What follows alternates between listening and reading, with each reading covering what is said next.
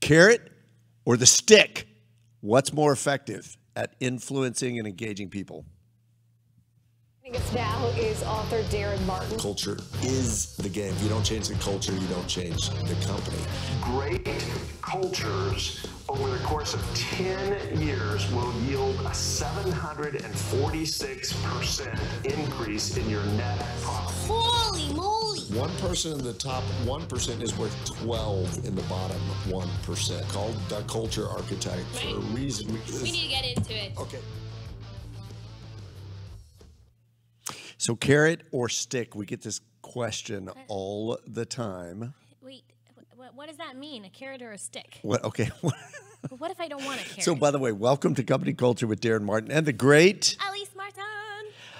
We were actually supposed to be live last Friday. And we'll talk about that later. It's probably going to be in my Martinized deal. But at any rate, here we are on Tuesday doing our episode, and it's still so exciting to be here. So, you know, we were actually at a company just this week, and I was talking about, hey, which is more impactful in terms of engagement? Is it the carrot or the stick? So what, I mean, most people know what we mean by that, but the carrot would be positive encouragement? Yes, absolutely. Like, hey, you know, you've seen the donkey walking with the stick on its back, string hanging down, and the carrot right there that they're trying to get the carrot. So it's a positive reward. It's some kind of incentive. Sometimes it comes in the form of pay commission, salespeople commission. Absolutely. Right? Yeah, yeah. So something that is enticing, something that people go, ooh, I want that, therefore I will work for that. Now, conversely, is the stick. The stick. And whack. Whack. Beating people at work? Yeah, I meant to bring a stick. I have a stick I was going to bring, and I forgot to bring it. But at any rate, not literally, but you will be fired if you don't do X, Y, Z. You're going to lose your bonus. You are going to get yelled at. So sad. Yeah. But I think we see the stick more commonly in micromanaging, right? Fostering fear with the idea that employees will not be motivated by themselves, so you need to foster fear in order to motivate them. So there are some heavy stick cultures, right? Where it's all by browbeating, it's all by just, you know, you better get this done. You know, high volume sort of companies sometimes can be very stick-oriented cultures where it's very much about you didn't hit your quota, you're not doing your thing, and there's a lot of negative incentive in order to perform or to get, you know, if you don't do this, then this bad thing is going to happen. And it's proven that fear actually fosters, fostering fear brings down creativity. So if people are afraid to speak up and they're afraid to have an opinion and they're afraid to contribute to the greater whole, then you've killing creativity. If you're killing creativity, I mean, what kind of environment are you creating, I mean, for the growth of your company? Absolutely. But I know a lot of managers who are really, really committed to the stick as being their modus operandi. They just believe that that's the more effective, that unless you are kind of beating up on people, unless you are, you know, threatening people, they won't move. They're not going to be as effective. That you have to, and it comes back to that whole XY theory. We talk about this. Douglas McGregor goes back to the 50s, and I talk about it in a company of owners. Or, you know, how do you view people? Do you view people as people are lazy? They don't want to work. You have to stay on them constantly in order to get any kind of performance out of them, or X theory or Y theory, where you say, hey, I believe that people are uniquely creative, that they are really motivated. As Deming says, nobody comes to work to do a bad job, etc. So we'll get into that in a little bit. But depending on what your view is of what motivates people, that's where managers and companies tend towards one or the other, the carrot or the stick. So what do you sign? You know, you're listening to this. What about you? What motivates you more? Is it the threat of something not happening? We've all had the experience where, well, I can give a great one. I went through 7 years of graduate school, a couple years to get my master's degree, and then 5 more years to get my PhD. And I probably could have done it in 4, maybe 3, probably not. But what happened was I got to the end of my coursework, and now it's time to write the dissertation. Okay. And so, but there's no time frame, there's no anything. So it's this little thing called ABD, all but dissertation, which is the worst. Because basically what it means is you did all that work, but you don't get to be called doctor. You don't get to put the PhD behind your name. And I remember one night waking up in an absolute cold sweat going, I'm ABD. I'm all but dissertation. I have to finish this. I remember talking to a buddy who'd been down that path. He said, Daren, look, the only good dissertation is a done dissertation. Just get it, make it happen. But that was more internal carrot. That was like, if I don't get this taken care of, I've wasted all that time and all that money. So that was that negative incentive. It wasn't like I woke up one night and went, I'm so excited about getting my PhD, so I should finish this dissertation. So we kind of carrot and stick ourselves, don't we? But I think that you can't really motivate anyone. People have to self-motivate, or it's not going to really happen. And that's what it is. It's self-motivation. So which is a bigger motivator for you, just personally, either from other people, like when you've been in a more traditional work setting, because right now you work in a very tight setting of 2. What do we use with each other? We use more the carrot or the stick? I don't think we use either. Okay. I think we have what's called intrinsic motivation. Okay, so this gets into so in a company of owners, I talk about the whole. I ask the question, which is better, the carrot or the stick, and then I actually go on to say that neither. And I reference a great book that I read a while back. In fact, I just pulled it out to get some show notes and things from it. And I'm going to actually reread it because it's just that good. But it's by Daniel Pink. It's called Drive. He's the author of A Whole New Mind, The Surprising Truth About What Motivates Us. And, one of the things that I do, this in my books, Elise, is that I don't, if there's a great idea, sometimes I'll share, but sometimes I'll just say, to hear more about this, go read. That's what I did in a company of owners. I said, you want to, I don't think the carrot or the stick works. There's something better. Go check this out. And it's because Dan Pink wrote such a phenomenal book about it. But the premise that he basically lays out in the book is that neither one of those are really great motivators in a workplace or just kind of in general. His premise, which he bases on a lot of research and science, he dips into a lot of Dan Ariely's work we're big fans of. And, he gets into the whole intrinsic motivation idea that people are already intrinsically motivated. People want to perform. They feel better when they perform. I mean, think about the worst job ever would be if somebody paid you whatever amount of dollars an hour to come and sit in this room, not do a podcast, not do anything, but just sit for 8 hours. How long would you be at that job before you just quit? I mean, you couldn't do it. You just sat, right? Maybe. Yeah. 8 hours? Yeah.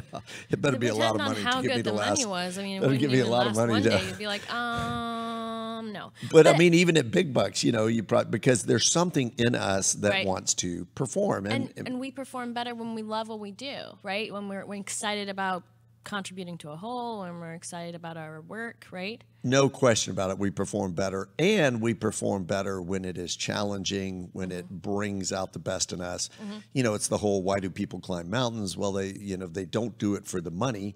It's there's a great meaning at work talk. I think that was Dan Ariely actually, but he talks about the fact that you get frostbite. It's horrible. It's terrible. Horrible conditions. You get up there. You're tortured. You're in pain, and you come down the mountain, and then you're ready to go do it again. In short order. There's the reason that people run multiple marathons and so forth. I was reading a great thing today, actually, in a book very early this morning. I woke up, but in a book called Sudoku, which has been just finished it. Great read. I think it was in there, but he was talking about the difference between why dudes in particular, as young boys, very few of them take piano lessons and learn piano, but a lot of them enjoy playing baseball. And he said there are multiple reasons for that, but maybe because you have to practice piano. It's something that, I got to go practice piano, but you play baseball. I mean, how much did you get paid, or what were the incentives for you for the kind of play you enjoyed as a child? I mean, you worked long hours. Right. You were a video star. Recreation. One of these days on this show, we've got to show some of your classic videos of you and your friend. Maybe not. But I mean, you know, now in a sense, you get paid for video editing, right? Because you produce our content and creation and all that. So in essence, this is a great example. So all the other stuff that I do in my job that I don't particularly get excited about, right? Email correspondence, follow up, calendar management, right?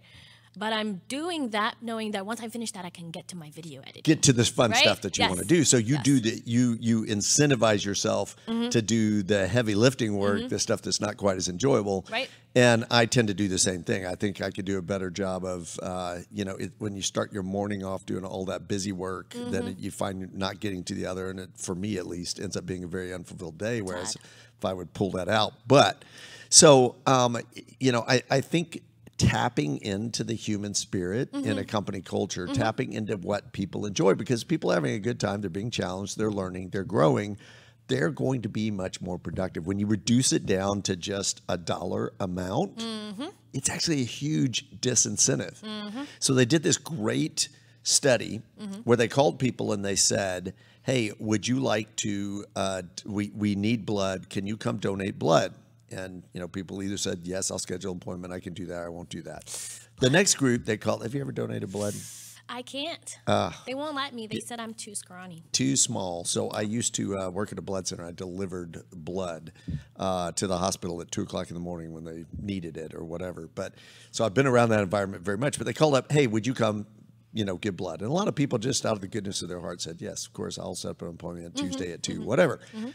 Then they asked, hey, would you come give blood on the phone?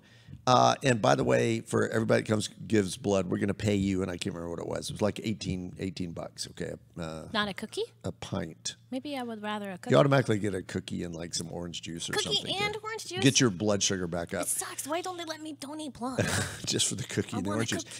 We can get you the cookie and the orange juice without having to donate blood. At any rate, so that's the different scenario. Hey, come and we'll pay you. Which group, the group that didn't get paid or the group that got paid, which do you think they had a higher response rate to? I mean, come on, go give blood or go give blood and get paid $18. Paid? You would think that. That was absolutely not the case. In fact, fewer people committed to doing it when they were getting paid $18. Now, so the question is why? Why? Why would that? See, that I just set you up perfectly for that. But why? No, because think about it. When they attached a dollar amount to it, all of a sudden it became, man, I got to get in my car, I got to drive down there. I don't think it's really worth $18. They monetized something that in the first case had been, I want to feel like a good person. I want to contribute to society. I want to do something great. So people were more likely to come give blood when there was no money attached to it, just because it was that good feeling factor. When you put a dollar, it changed it. Now, they did one more scenario. The other scenario was, come get blood. We're going to give you $18. And oh, by the way, if you'd like, then you can contribute that money to one of these 3 charities or to this charity of your choice. And that's another option. That shot it back up because then people are going, not only do I get the good feeling of coming to give blood, they're going to give me some money, but I get to contribute that as well. Now, whether they gave it or not wasn't the point. The point was that it put it back in that I'm not getting paid for something that I should evaluate. How many times at work do we see that, though, that we're purely trying to incentivize people? I know, and you see it a lot with salespeople. I've worked in so many companies where you see the salespeople. Now, it's great that they get commission, but I've seen where they're in the accounting office, like leaning over the desk, like, you calculated my commission wrong. Because it's something about, now I'm not saying it's bad to pay commissions. I mean, everybody loves getting something, especially when you've got a family to support and all that stuff. But what happens, more often, this is what I see, is that they're upset about making sure, and they're trying to get that commission calculated properly because it was like a shot of adrenaline they got. So the first month they got it, it was like, whew, wow. And then the second month they couldn't reach it, and they're like, ooh. And then the third month it just starts breeding, discontent. There's got to be something more than that. Right? And, in many cases, salespeople are naturally motivated. They're competitive. Right. But when you just reduce it to economics, that's where you start to lose some of the appeal of it. And so there's a lot more job roles than salespeople that you need to incentivize, right? yeah, And well, every job role, right? So are you familiar, Elise, with the Sawyer Effect? ooh, is that like Tom Sawyer? Yes, good guess. How Oh, did wow. you know? I know that's the only Sawyer I know. By the way, I hate to out you on our show, Company Culture, but America alert. Elise is not a fan of Mark Twain. How can you not be a fan of Mark Twain? Sorry. Okay, so anyway, it was very upsetting for me to hear I prefer that. the European authors. So Tom Sawyer, there's a great story of painting the fence, right? That he's got to paint the fence, and his friends are coming by, and his friends are saying, "Oh, look at you, ha! You know, you have to paint the fence, and we're gonna go play." And he's like, "What do you mean have to paint the fence? I don't have to paint the fence. I love this. This is fantastic. Have you ever painted a fence? Do you know how much fun this is? I get to do this. Look at what I'm doing. Look how cool this is." Long and short of it is, the kids start lining up to take their turn. Wait, can I have a turn? Can I have a turn? And he gets all the other kids to paint his fence. I've actually done this. I know you have. Not with the fence painting, with dishes. So my dad, yeah. So tell us this. Okay, so I was 11, and my job in the house, you have household jobs. My job was to do the dishes. So we went to my uncle's house, and we're at my uncle's house, and my dad says, "Well, you have to go do the dishes." And I'm like, "Well, we're not at home. Why don't I do the dishes?" He's like, "You got to do it." And I went in there, and I'm like, "Oh my God, I have to do all these dishes from lunch." Imagine like 13 people, lunch, massive. So I'm doing the dishes, and my cousin comes in, and he's looking at me, and he's like talking to me, and then he's like, "I'm so sorry, you have to do the dishes." And I said, "I know, it's so much fun. I get to use this cool brush, and I get to scrub it. Oh, and I get to play with the water, blah, blah, blah." And then he's like, ooh, let me help you with that. I'm like, "Sure, come help. You do this part, I'll do that part." And then my other cousin came in. I'm like, "Oh my God, this is so much fun. We get to play with the water. And then the other cousin started joining in, and then all of a sudden I got 3 boys doing the dishes. So I went, "See you guys." Okay. Of course, I got Trickery. really big trouble with my parents. Trickery, which is exactly what my dad did. My dad did the same thing when he was supposed to be digging these holes, potholes, or pole holes, I guess it were, for building a fence. And he had this army shovel, and the kids came by. They were making fun of him. He, of course, had read Tom Sawyer, Huckleberry Finn, the whole deal. Right. And they said, "You got to work." He says, "No, look, I'm getting to use this army shovel. This is just like in World War I, World War II, where they were digging the dugouts. It's so much fun. This is incredible. What do you mean? I'm having a blast." And kids not having read Tom Sawyer, maybe they didn't care. All of a sudden, what was work, what was drudgery, got turned into fun. Play. And that's the key. When you reduce it down to carrot and stick, you lose that already there intrinsic motivation of people wanting to perform. So I'm going to give you the 7 deadly flaws that's out of Pink's book on carrots and sticks. You want to hear these real quick? Yep. They can extinguish, number one, they can extinguish intrinsic motivation. Okay, so the very thing that we're talking about. Right. They can diminish performance. They can crush creativity. You mentioned that earlier. They can crowd out good behavior because people are not doing it. They can encourage cheating, shortcuts, and unethical behavior. And I've seen this a lot with salespeople too. Oh, well, I was just talking to somebody the other day about a company that I heard about where they had this game that they were playing. It was an app. They were picking the winning, they were predicting the winners of the upcoming weekend, NFL weekend. And several people figured out that they could set their cell phone ahead or back, I guess it was, in time, so that it was as if on Monday they were putting their guesses in on Friday before the games were played, but it was actually after the games were played. And they were winning things like, barbecue pits and toasters and who knows what. It's not worth losing your job over. Which, by the way, they all did. They all completely lost their job. So sad. Why in the world you would risk, in this case, 6-figure jobs because of that? But because anyway, carrot. That's off. Carrot. It was the carrot, right? It was carrot. They can become addictive. Carrots and sticks. People want, okay, well, where's my... Yeah, I'm telling you. Last time you gave me this. Right. Why are you not giving me that? Last year I got a raise at Christmas. Why am I not getting one this year? What happened? What? And then you're like frustrated, right? First you're like, what happened? And then you're like frustrated, and then you're disappointed, and then you're looking for another job. I mean, it's so silly because they gave you a carrot. When all you're doing is just tying it to that reward. So Right. there's a great story about a company where they put this team together, this strike force of different people from around different parts of the company, and said, hey, we have this problem, we have this issue, can you help us solve it? And so they met, and they were really vigorous about it. Excited. And they came up with this multi-million-dollar solution that made the company just a ton of money, right?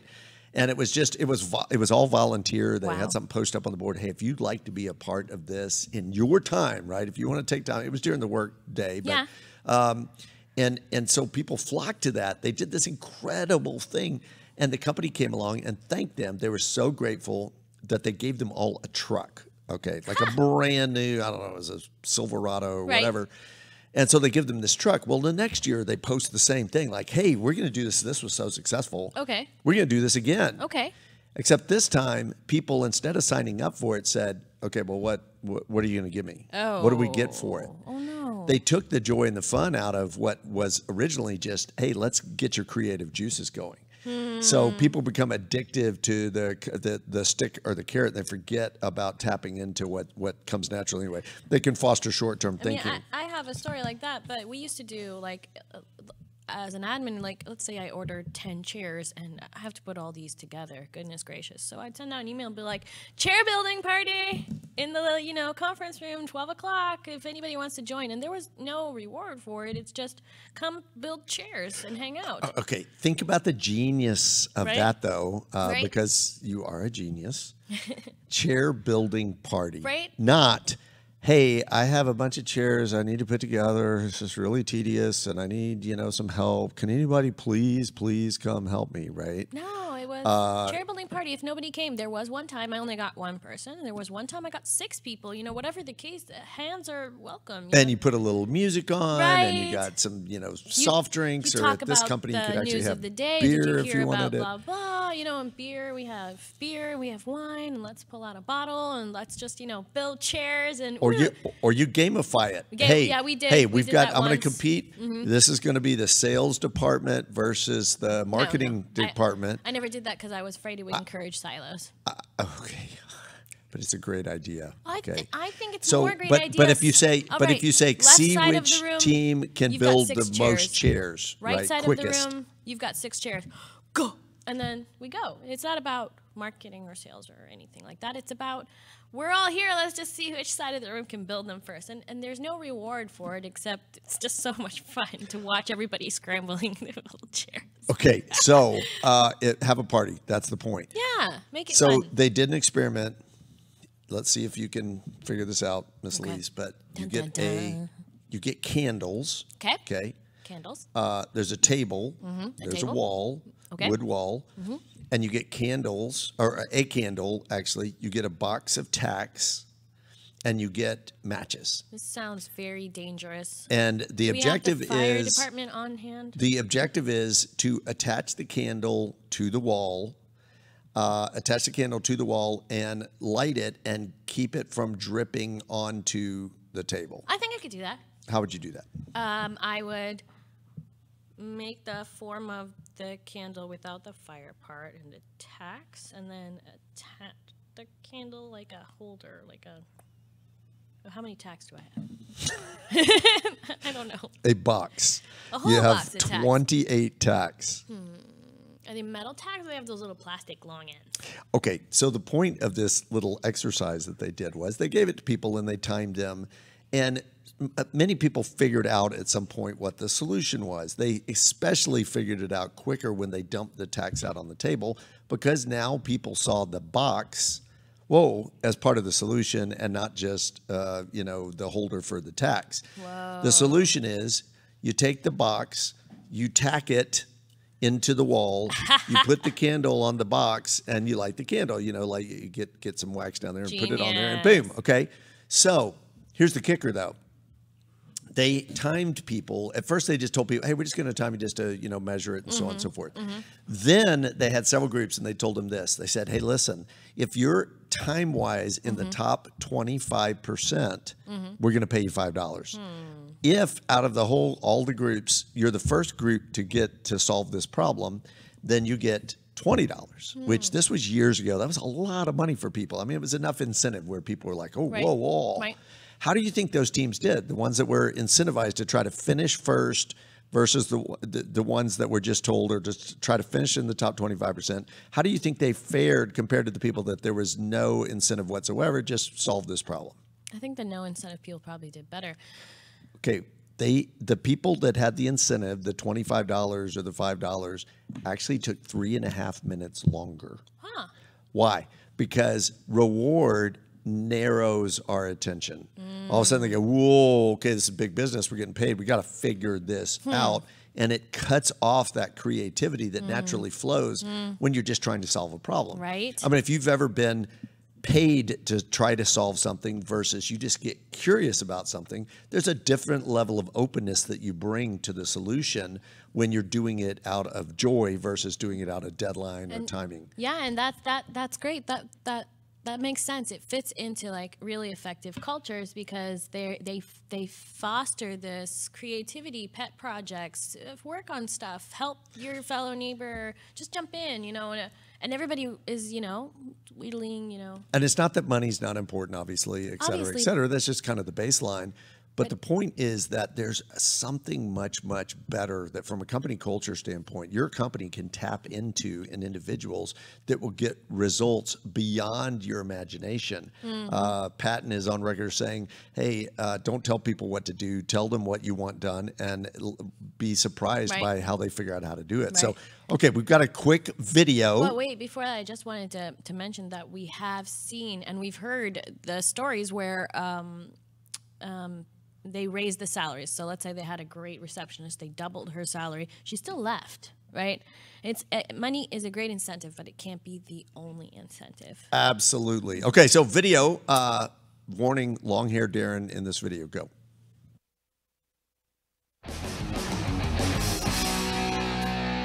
Which works better in the workplace, the carrot or the stick? I get asked this question all the time. Do we inspire? Do we motivate? Do we kind of encourage people? Or do we come along and kind of push them and give them negative feedback and criticism that's somehow going to drive them? I would say neither, actually, because what we know about people is that nobody shows up to work to do a bad job. If people are showing up at work and doing a bad job, it's because you have not crafted a company culture that's really inspiring them and that they are coming to work where they can be successful, they can be motivated, they can be just on top of their game. That's where the breakdown comes in. It's not which of those things are we doing, the carrot or the stick. It's that we're missing out on the truth of the matter, which is that people really want to perform. And if you can set that free in your company, you're going to find a completely different level of engagement and a completely different level of performance.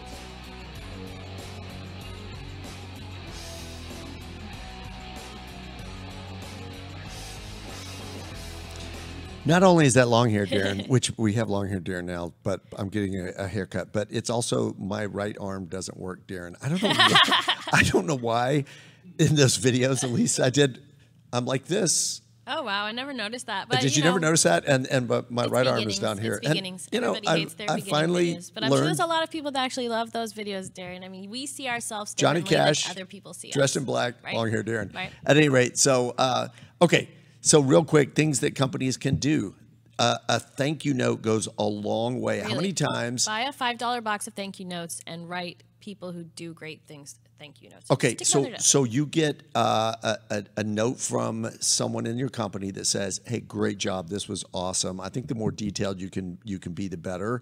They get that note. Mm-hmm. What do they do with that note? Do they throw it in the trash? Positive reinforcement. Do they throw it in the trash? That's a question. Do they throw it in the trash? No. Still waiting on an answer. No, what do? They pin it to the wall, and it's a motivator. I mean, you've heard stories about the teacher who wrote notes to all of her students, and 40 years later at the class reunion, they're pulling out these wrinkled little paper. Actually, I still have a box of notes from my students. So, okay, those kinds of thank yous, those go a long way. Giving people a challenge and letting them solve things, putting them up to the challenge, and just having that natural reward of going, whoa, this is fantastic. When you attach a value to it, now people start evaluating it differently and going, is it worth, $20? Is it worth the $500 bonus? Is it worth the, the tickets or whatever?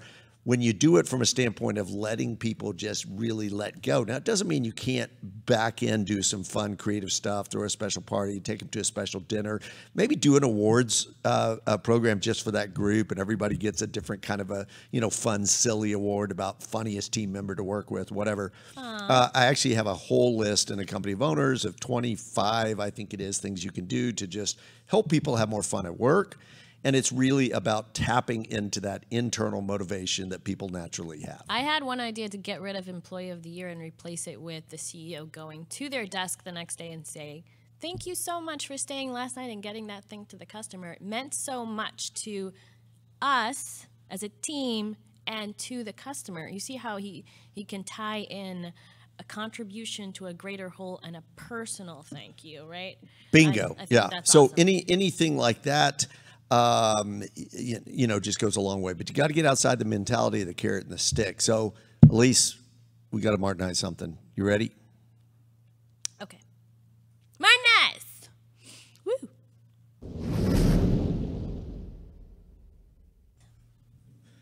All right. So the reason we weren't here last Friday was because we got stuck. We got stuck in Denver.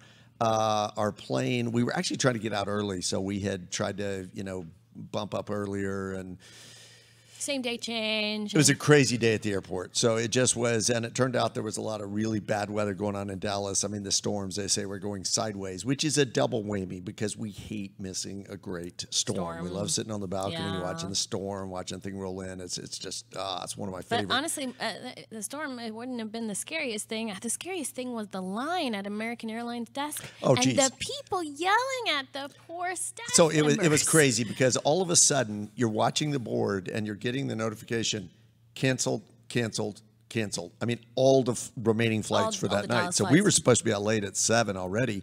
Well, everything's gone. You're not going to Dallas tonight. We could have flown to Chicago and then gone.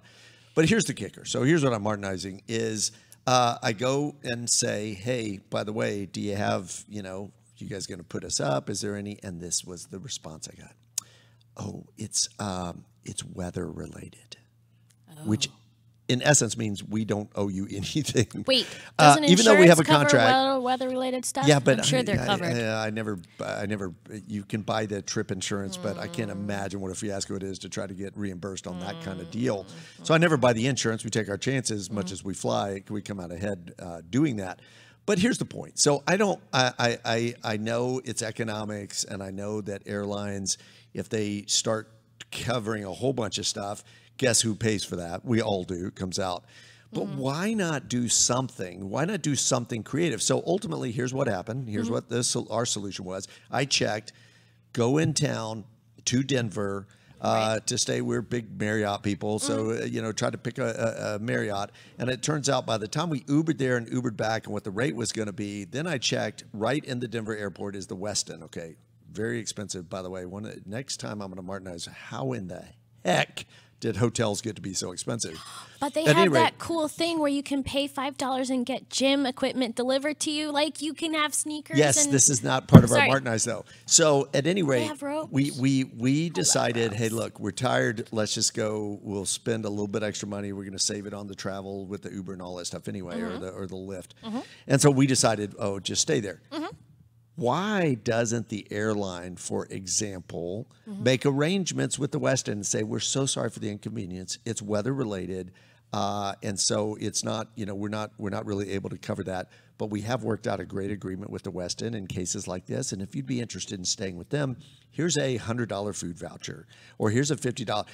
You can't tell me Here's a that they couldn't be creative. 2 glasses of wine at the bar. 2 glasses of wine at the bar. See how simple that would be? Yes, and they work it out because you can't tell me that the Westin wouldn't say, hey, anytime there's weather problems, We we're can the get all closest those hotel. people?